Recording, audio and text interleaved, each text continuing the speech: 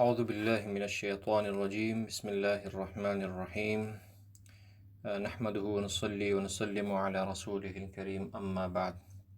اس سے پہلے کلاس میں ہم نے نورانی قاعدہ کا سب سے جو پہلی کلاس تھی اس میں ہم نے شروع کے یہ جو ہمارے پاس 3 حروف ہیں، ان حروف کو ہم نے لیا ہوا تھا۔ یہ جو پہلے پانچ حروف ہیں ہمارے پاس، تو آج کے اس کلاس میں انشاءاللہ ہم نیکسٹ 5 سے 6 حروف انشاءاللہ پڑھیں گے، اور کوشش کر لیں کہ چونکہ یہ جو حروف ہوتے ہیں یہ ایک بنیاد کی حیثیت رکھتے ہیں، تو جس طرح بنیاد مضبوط ہوگی تو اس کے اوپر جو بلڈنگ عمارت ہوگی وہ بھی اسی طرح مضبوط ہوگی۔ تو حروف کو درست کر انشاءاللہ قرآن خود بخود سارا کا سارا انشاءاللہ ٹھیک ہو جائے گا۔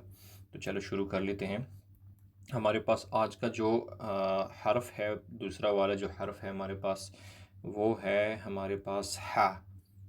یہ ہے ہا، اس کو ہا نہ پڑھیں کیونکہ ہا ہمارے پاس پہلے سے ایک اور حرف موجود ہیں۔ یہ دیکھیں، یہ میں نشاندہی کر رہا ہوں، یہ ہا ہے۔ اگر آپ ہا کو ہا پڑھیں گے تو یہ جو سب سے لاسٹ لائن میں نے اس کی نشاندہی 2 تیریں لگائی ہیں، یہ والی ہا بن جائے گی۔ تو پھر دونوں حروف میں کوئی فرق نہیں رہے گا کہ آپ ہا پڑھ رہے ہیں یا ہا پڑھ رہے ہیں۔ تو لہٰذا آپ یہ حروف حلقی میں سے ہیں، حلق سے اس کو ادا کرنے کی کوشش کریں۔ یہ ہے ہا، ہا نہیں ہے۔ اگر ہا پڑھو گے تو یہ والی ہا بن جائے گی، وہ والی ہا پھر آپ کی ادا نہیں ہوگی۔ یہ ہا ہے اور یہ جو ہے یہ ہا ہے۔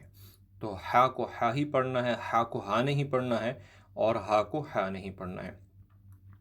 اچھا جی، اس کے بعد ہمارے پاس اگلا حرف ہے خا۔ خا، اس کو ذرا مضبوط اور موٹا کر کے پڑھنا ہے، خا خا۔ اور اس کے بعد ہے دال، ذال۔ یہ جو حرف ہے یہ بھی بڑا ایک اس اعتبار سے اہم حرف ہے کہ اس کو ہم زال پڑھتے ہیں۔ اکثر جو حضرات کو سنا گیا ہے وہ زال پڑھتے ہیں۔ یہ جو زا ہے اس کی طرح پڑھتے ہیں، زا، زال، زال پڑھتے ہیں۔ مثال کے طور پر اگر کوئی آیت میں لفظ آئے ہیں، زال آیا ہو، تو ہم اس کو زا پڑھتے ہیں۔ مثال کے طور پر الذین، صراط الذین۔ اب یہ صراط الذین جو لفظ ہیں اس کو لوگ پڑھیں گے صراط الذین۔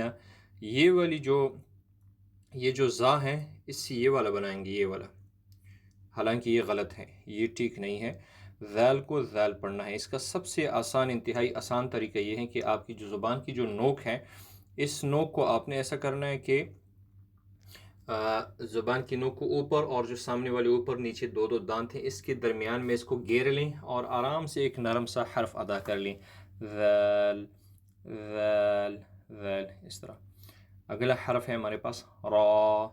را، ز، ز، سین، سین، شین۔ 3 نقطے اوپر ہوں تو یہ شین ہے، بغیر نقطوں کے ہو جس طرح کہ یہ ہے، یہ سین ہے۔ اگر اوپر 3 نقطے ہیں تو یہ 3 دانت ہو، اور اوپر بھی 3 نقطے ہوں تو یہ شین، اور اگر 3 دانتوں والی یہ جو شپ ہے یہ ہو، یہ علامت ہو، یہ ایک حرف ہو، لیکن اس کے اوپر 3 نقطے نہ ہو تو پھر یہ سین ہوگا، شین نہیں ہوگا۔ اگر اوپر 3 نقطے بھی ہیں جیسے یہاں پر ہیں تو یہ پھر شین ہوگا، سین نہیں ہوگا۔ اچھا جی، اس کے بعد اگلا حرف ہے صاد۔ صاد، ضاد، ضاد، طا، ظا۔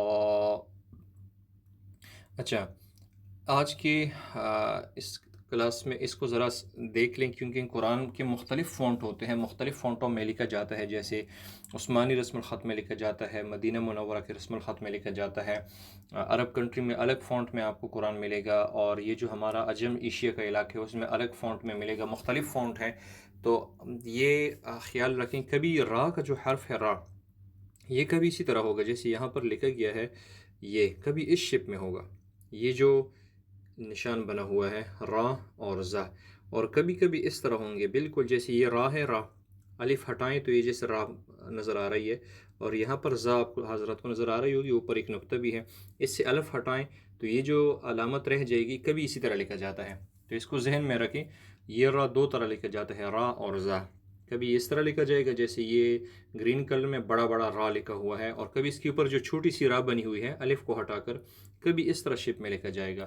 اسی طرح زا بھی ہے، ذا کبھی اسی طرح لکھا جائے گا جیسے یہ بلیک کلر میں بڑا سا لگا نظر آ رہا ہے، اور اس کے اوپر ایک چھوٹی سی اور ذا ہے، الف ہٹائیں تو یہ جو حرف رہ جائے گا، کبھی کبھی اسی طرح لکھا جاتا ہے، تو اس چیز کو ذہن میں رکھیں۔ امید کرتے ہیں کہ اس شارٹ سی کلاس کی مختصر سی کلاس میں آپ حضرات کو یہ حروف کچھ نہ کچھ سمجھ آ گئے ہوں گے انشاءاللہ۔